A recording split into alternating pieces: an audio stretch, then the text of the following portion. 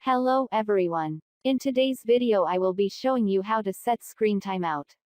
Screen timeout is when you want your screen to sleep after some minutes of inactivity. Your phone will be in sleep mode but it won't be like you press the shutdown button. Without wasting more time, let's get started. Firstly, search for the application called Settings.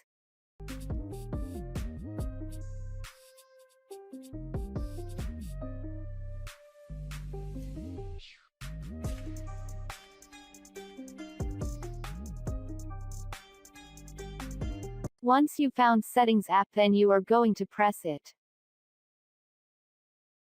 After that, search through the phone's settings where there is written display because this is where you are gonna find the screen timeout. If you found it, press on it. Next, locate where there is written screen timeout, then press on it.